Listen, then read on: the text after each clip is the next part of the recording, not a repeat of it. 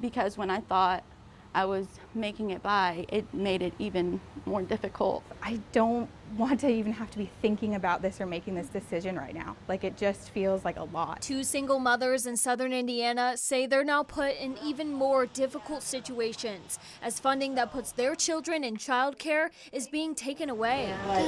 The state's Family and Social Services Administration made changes to their childcare voucher reimbursement rates.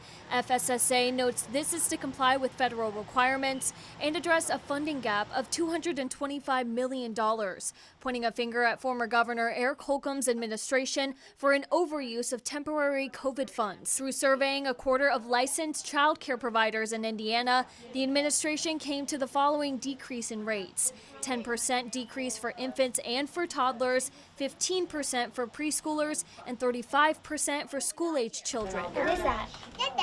At Little Adventures in New Albany, Science, math, social studies. We have a library and a circle time area. We are all about the kids. It is about taking care of them and their learning. owner Crystal Crady is realizing a lot of kids may not get to experience what her facility offers. How much of your income is based off of those reimbursements? 90%. I'm looking at possibly having to close my doors. I have to work my numbers a little more. I'm going to do everything that I can to keep the daycare open, even if it's without a profit. If Crystal Crady had to close her doors, the only other option for parents is to go to child care centers like this one, a New Dawn Daycare in Sellersburg. But the owner, Dawn Justice, says these reimbursement cuts are still hard for her families and her business. The biggest impact is going to be for the families. There's already a limited number of providers that even have availability. Justice says she'll have to make budget cuts, which includes before and after school busing transportation and pay raises for her teachers. From a decision the FSSA says is meant to protect children and families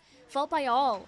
With photojournalist Aspen Hester, Clarice Shaley for the WHAS 11 Night Team on your side.